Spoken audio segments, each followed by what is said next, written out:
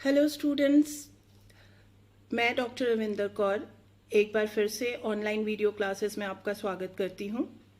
चलिए हम आज रिसर्च मेथड इन एजुकेशन में सेकेंड यूनिट का जो कि प्रिपरेशन ऑफ रिसर्च प्रपोजल है उसका पहला पॉइंट यानी कि प्लानिंग द रिसर्च स्टडी की बात कर रहे थे। और पिछले वीडियो में हमने देखा था कि किस तरह से सोर्सेस ऑफ रिसर्च प्रॉब्लम क्या होता है और सोर्सेस ऑफ रिसर्च प्रॉब्लम क्या क्या है, कहाँ कहाँ से हम अपने रिसर्च की प्रॉब्लम को फॉर्मुलेट कर सकते हैं, उसके क्या क्या स्टेप्स होते हैं और क्या क्या उसके सोर्सेस हैं। आज की वीडियो में हम उसी का ही नेक्स्ट पॉइंट पढ़ेंगे जो कि है review of the literature. Review of the literature क्या है? Review of literature purpose and resources, इसके बारे में आज की क्लास में हम पढ़ेंगे। आज की क्लास में पर्टिकुलरली हमारा टॉपिक रहेगा review of literature purpose and resources. चलिए आज स्टार्ट करते हैं review of literature purpose and resources. Dear student, हमारा आज का टॉपिक है planning research study, review of literature purpose and resources. आज हम जानेंगे कि रिव्यू ऑफ लिटरेचर क्या होता है। इससे पहले के वीडियो में आप देख चुके हैं कि प्लानिंग द रिसर्च स्टडी में हम किस तरह से रिसर्च प्रॉब्लम को फाइंड आउट करते हैं, हम किस तरह से देखते हैं कि ऐसी कौन कौन से एरियाज़ हैं या ऐसे कौन कौन से टॉपिक्स हैं जिसमें हम अपनी रिसर्च कर सकते हैं। और जैसा कि आप सभी जानते हैं कि जब हम रिसर्च करते हैं तो जैसे ही हमारी रिसर्च की प्रॉब्लम डिसाइड हो जाती है और हमें पता चल जाता है कि ये हमारे रिसर्च प्रॉब्लम है, उसके इमीडिएट बाद जो हमारी स्टेप होती है वो होती है लिटरेचर रिव्यू। लिटरेचर रिव्यू क्या होता है? तो आइए सबसे पहले मैं आपको इंग्लिश में एक्सप्लेन करती हूँ कि लिटरेचर रिव्यू क्या है। Literature review is a search and evaluation of the available literature in your given subject for chosen topic area। Literature review क्या है?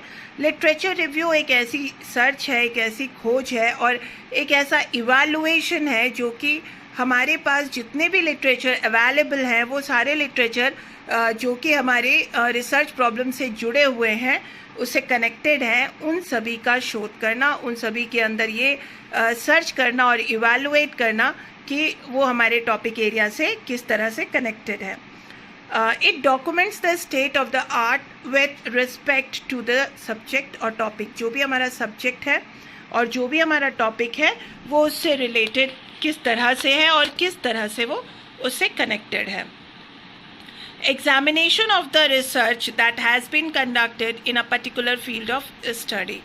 तो जैसा कि आप समझ चुके हैं कि साहित्य समीक्षा, जिसे हम रिव्यू ऑफ लिटरेचर यानी कि लिटरेचर रिव्यू कहते हैं, साहित्य समीक्षा जो होती है वो आपके चुने हुए विषय क्षेत्र के लिए दिए गए विषय में उपलब्ध साहित्य की खोज और मूल्यांकन है। यह विषय या विषय के संबंध में कला की स्थिति का दस्तावेज है। अध्ययन के एक विशेष क्षेत्र में आयोजित किए गए शोध की जांच।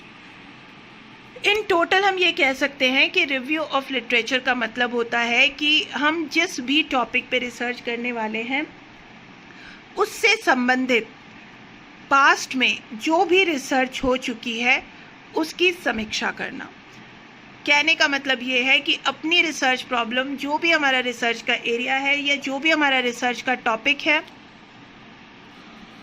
उससे संबंधित जो भी पास्ट में यानी कि पहले रिसर्च हो चुकी है या पहले जो उसका शोध हो चुका है, उन सभी शोधों की समीक्षा करना और ये पता लगाना कि उससे संबंधित कौन कौन सी रिसर्च हो चुकी है। हम जिस भी टॉपिक पे या जिस भी एरिया पे हम रिसर्च करना चाहते हैं, हम शोध करना चाहते हैं, उससे जुड़े हुए कितने तरह के शोध हो चुके हैं और उन शोध से या उस रिसर्च से क्या रिजल्ट निकल के आया, उन सब की समीक्षा करना ही रिव्यू ऑफ लिटरेचर यानी कि लिटरेचर रिव्यू होता है। इसे आप अपने नोट्स में लिख सकते हैं। ये इंग्लिश वालों के लिए नोट्स हैं और जो हिंदी वाले हैं वो भी लिख सकते हैं, उनके लिए भी मैंने यहाँ पे लिख दिया है।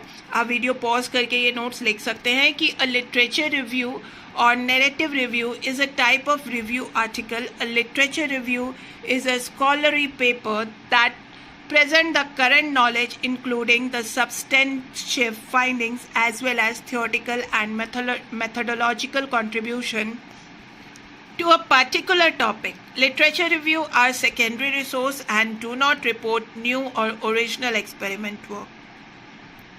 जैसे कि लिखा हुआ है, आप समझ सकते हैं कि साहित्य समीक्षा जो है वो एक प्रकार की समीक्षा है, समीक्षा लेख है, और ये जो होता है ये वर्तमान में जो भी उस रिसर्च से संबंधित जो रिसर्च हम करने वाले हैं उससे जुड़े हुए महत्वपूर्ण निष्कर्षों के साथ साथ उसके सैद्धांतिक और उस रिसर्च में जो योगदान दिया है, साहित्य को जो योगदान दिया है उसकी समीक्षा करना, उसमें देखना और उसके नए और मूल प्रयोगात्मक कार्यों की जानकारी लेना, ये सब हमारे लिटरेचर रिव्यू में आता है.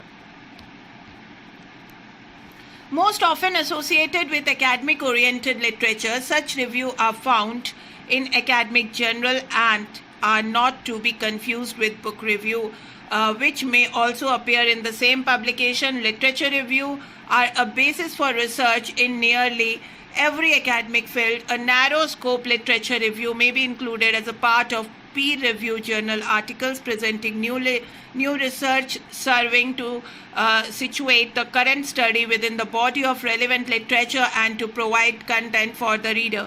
In such a case, the review usually precedes the methodology and result section of the work.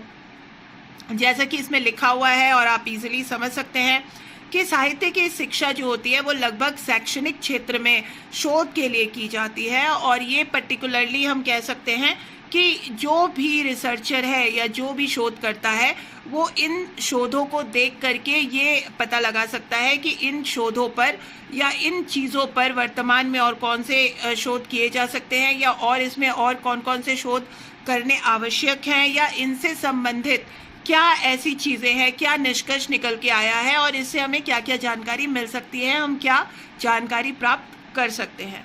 Bookish language में आप इसको लिख सकते हैं और इससे अपने नोट्स तैयार कर सकते हैं. चलिए स्टूडेंट, इसके बाद हम जानने की कोशिश करते हैं पर्पस ऑफ लिटरेचर रिव्यू, जो कि आप देख रहे हैं कि आपके सिलेबस का पार्ट है.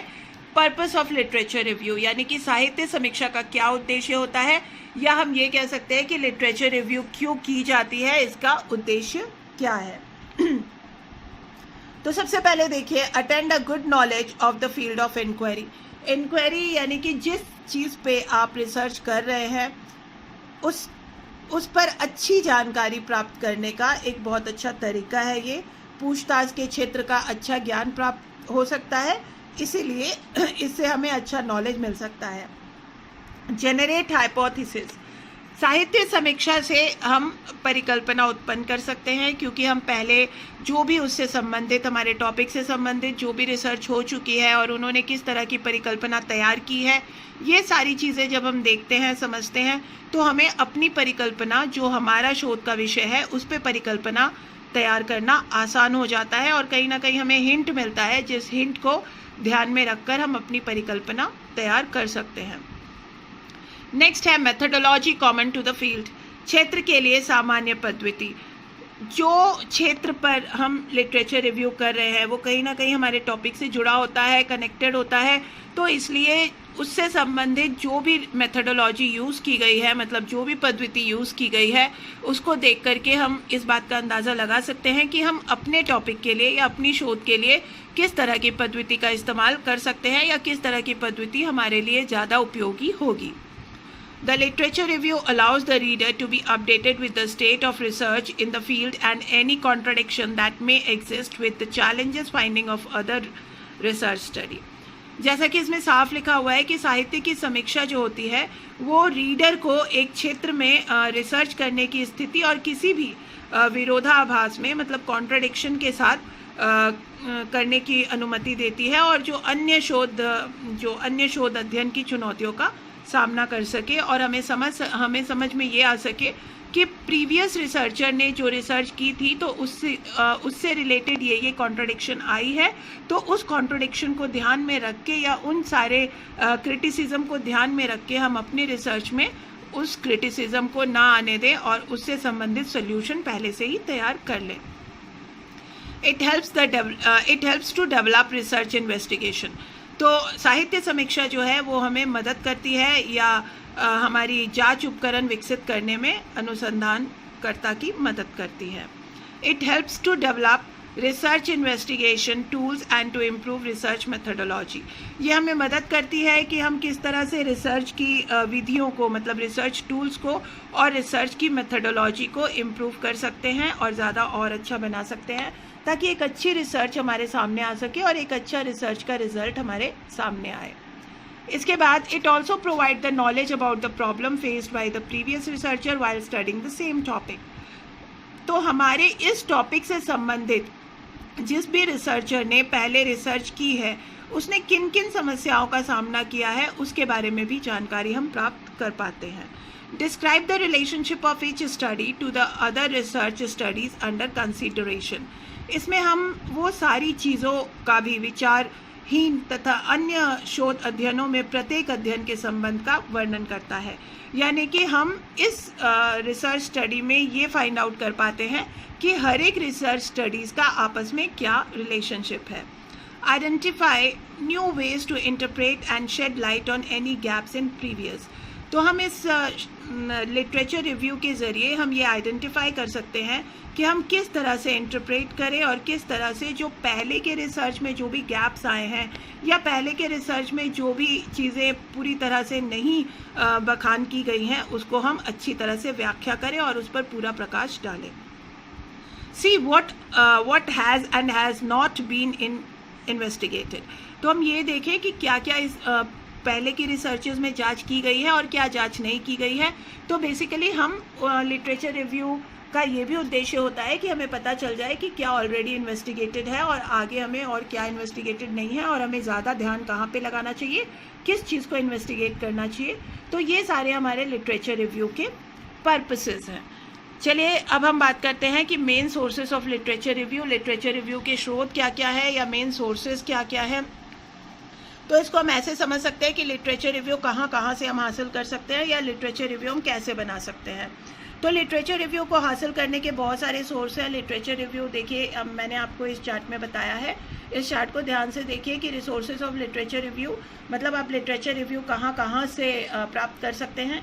इलेक्ट्रॉनिक डाटाबेस मतलब कंप्यूटर से, इंटरनेट से, यहाँ से आप रिसर्च रिव्यू ले सकते हैं, देख सकते हैं। इलेक्ट्रॉनिक डाटाबेस आपको मिल जाएंगे, आप इलेक्ट्रॉनिकली कोई भी तरह के डाटाबेस से लिटरेचर रिव्यू ले सकते हैं।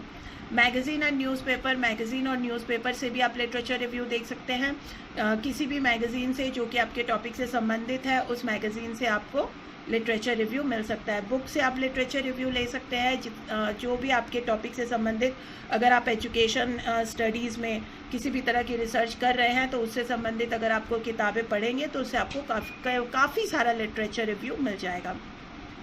लिटरेचर रिव्यू आपको जर्नल से भी मिलता है, जो जर्नल छपते हैं यूनिवर्सिटीज़ में या और कहीं पर भी एजुकेशन में जो भी जर्नल्स छपते हैं वो जर्नल्स से भी आप लिटरेचर रिव्यू हासिल कर सकते हैं। लिटरेचर रिव्यू आप कॉन्फ्रेंस पेपर से भी हासिल कर सकते हैं। जो भी कॉन्फ्रेंसेस होती है जो उसके पेपर निकलते हैं उन पेपर्स को देख करके भी उसके अंदर से भी आप लिटरेचर रिव्यू हासिल कर सकते हैं। थीसिस, जो पहले शोध हो चुका है उसका जो थीसिस है जो कि शोध गंगा में अवेलेबल होता है, उसी तरह से आप पहले के थीसिस को पढ़कर भी आप उससे लिटरेचर रिव्यू हासिल कर सकते हैं।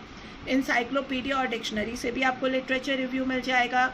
इंसाइक्लोपीडिया में बहुत सारे इस तरह के जानकारी होती है, मीनिंग होती है, जो कि आपके लिटरेचर रिव्यू का मेन सोर्स हो सकता है।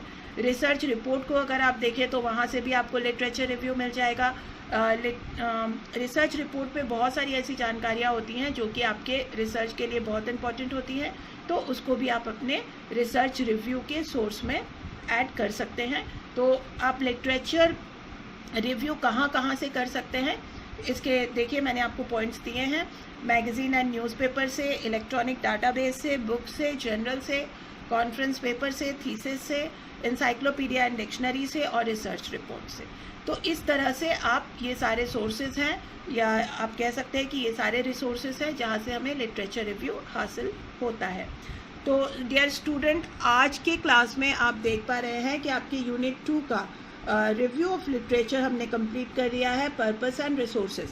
अगले वीडियो में हम बात करेंगे कंडक्टिंग द लिटरेचर रिसर्च, मतलब हम लिटरेचर रिसर्च जो है वो कैसे कंडक्ट करेंगे एंड हम किस तरह से डाटाबेस और इंटरनेट का इस्तेमाल करेंगे। तो अगले वीडियो में हम कंडक्टिंग द लिटरेचर रिसर्च के बारे में पढ़ेंगे और जानेंगे। आज के वीडियो में अगर आपका कोई भी प्रॉब्लम है, कोई भी ऐसी दिक्कत है जो आपको नहीं समझ में आ रही है, तो आप बेझिझक मुझसे अपने सवाल कर सकते हैं। Thank you very much.